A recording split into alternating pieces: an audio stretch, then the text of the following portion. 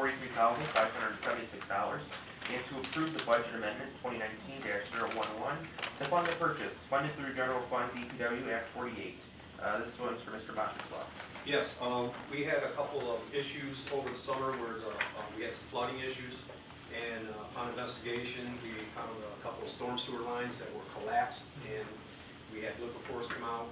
They are under contract for excavation, also for our storm sewer and our sewers, and they said they could not line it. It was beyond lining, so we're coming forward with a budget amendment. We do have a blanket PO for them, but it's all taken out of sanitary sewers, not from storm sewers. Those are two different accounts that you have to use for the council for funding approval. Okay. Is there any questions for council on item 14?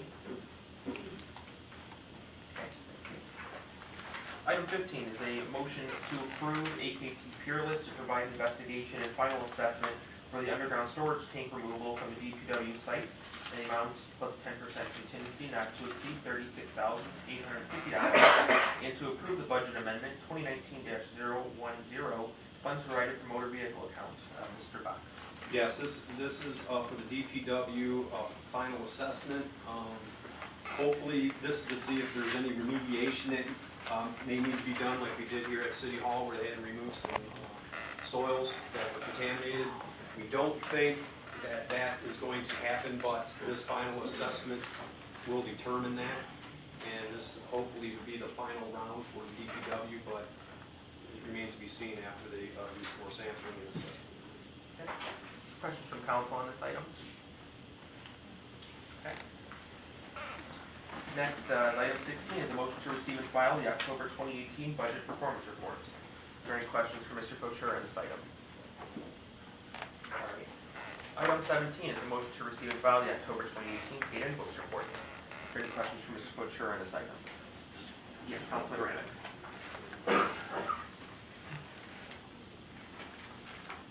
The ones where we're paying to the unions,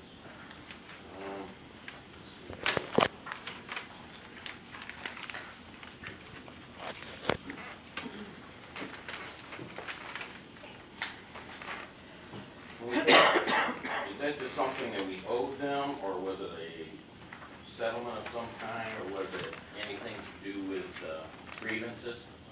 That'd be number 346. It would be AFME on page, looks like about 5 or 6 on the backside. Through the chair. 5 on 5, yeah. On 5, Halfway down. Yes, through the chair. Yeah, most of the time when you see a check to the union, it's for the remittance of the union dues that's been taken out of their paychecks. If you look at the payroll description, when you see PE as payroll ending or pay ending, those dates, so that's what that represents. So most likely, anything that's to a union is mostly just a remittance of payroll withholdings for the union dues. Okay, thank you. Okay. Any other questions on this item? All right, we'll move on. Item 18, motion to approve a 1-year hardware maintenance with Data National Sole Source for an amount not to exceed $2,500, funded through General Fund IT Contractual Services. Mr. Patel. Thank you, Chair. Through Chair of Council, this is the AS400 hardware maintenance. As you can see, the maintenance is not for full year because the IBM is continuing the support on maintenance, so September 19 is the last date, so they're only authorizing only a partial year. Does that mean we have to have a new system in place by then because we're no longer? Yeah. Perfect. For the safe side. Right. Is there any other questions from council on this item? I just imagine a character with an axe coming out and fixing the thing. Yeah, it's 400. Yeah. All right, is there any other questions? All right, perfect. So 19 is a motion to approve Dell Incorporated, current vendor, for a renewal of 350 Microsoft VDA licenses for an amount not to exceed $35,028, funded through the General Fund IT Contractual Services. Mr. Patel. Through Chair of Council, just to clarify, this is Microsoft operating system license like Windows 7, Windows 10. Last 5 years we've been using 250 count, and you see it in the last probably several years we've been bumping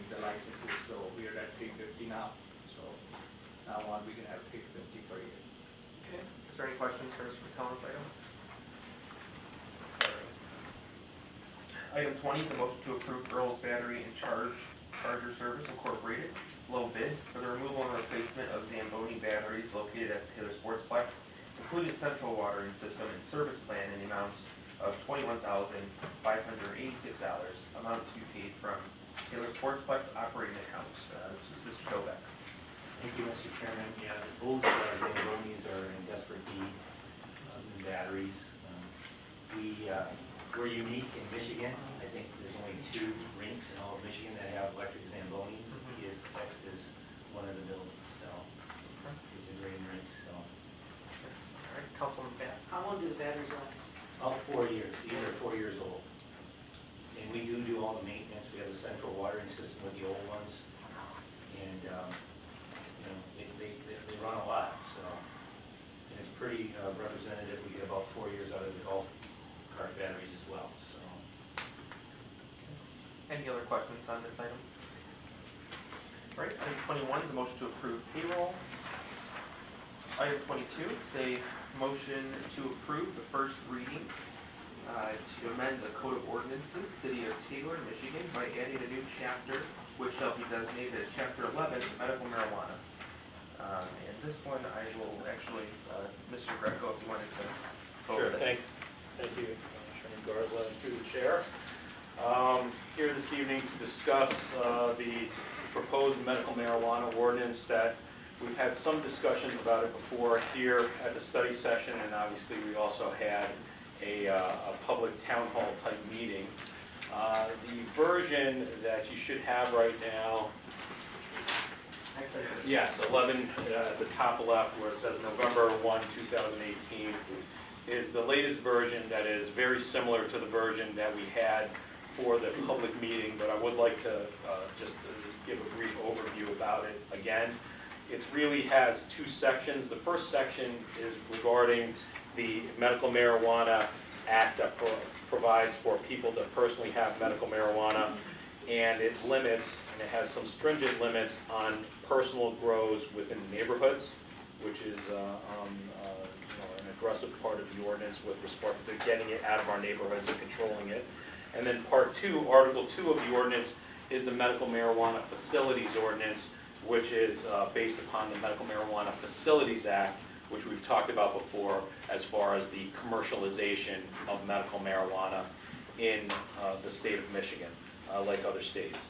And just some significant changes or provisions would be, if you turn to page 8, section 11-9, that's a difference from the last town hall meeting, where we added, no person shall submit an application to the city for a medical marijuana facility license required by this chapter without being first granted pre-qualification status by the state of Michigan. Now what that means is that we're a year in to medical marijuana licenses, and I will touch on recreational before I go tonight briefly. But the process for getting a state license is pretty rigorous, you know, as rigorous as what we've put in for our local requirements.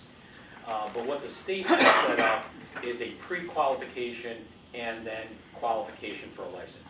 So what the state is allowing is individuals or businesses to apply and get pre-qualified for a medical marijuana type of license.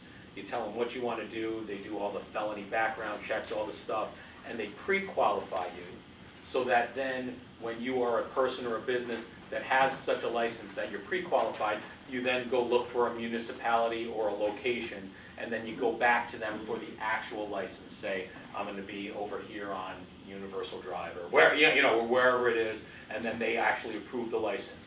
So what we put in here, and I think it makes sense to streamline this, is that we want people applying that are already pre-qualified. We don't want to go through this whole process and then find out they go up to the state and it gets denied because they didn't talk about some felony from California that they had 30 years ago that then doesn't approve them to do it. And we've gone through this whole process to just find out this is a project that we're not going to be able to go through. So that's the pre-qualification. Would the state approve them without being approved at the city level? Could they get a state approval before they come to us? They can't get a state license approval without the city, the municipality showing that if to get an actual license, they need to go back to the state and say, Okay. the municipality told us we can be here, we have a lease, all that stuff. But the state does do a pre-qualification process. Right, the pre-qual, so as part of the application, we would, look if we're going to adopt this, have the people come in and say, look, we're already pre-qualified, and that's a good sign for us that this is a legitimate business or person that is likely going to come through. Well, I mean, through the chair, are we gonna have this, are we gonna have an announcement to allow those that might be interested in doing this to go get pre-qualified? Or is that already, is there gonna be a grace period of time there? Or Well- the people that are already pre-qualified can come and they're the only ones that are gonna be able to, jump in the system? Yeah, Mayor? If I may answer that, what we had kind of talked about internally, Councilman Woolley, is to be fair to that question, there would likely be a period of time where we would say, beginning on June 1st of 2019, we will begin accepting and reviewing applications to allow that to occur. Okay. Because not everybody's knows or is thinking about the pre-qualification process. Right. We thought by adding this, though, it would just cut out a lot of the bad actors, if you will. Speculators. Speculators that really have done little to no research and just trying to throw their hat in the ring. And then just to continue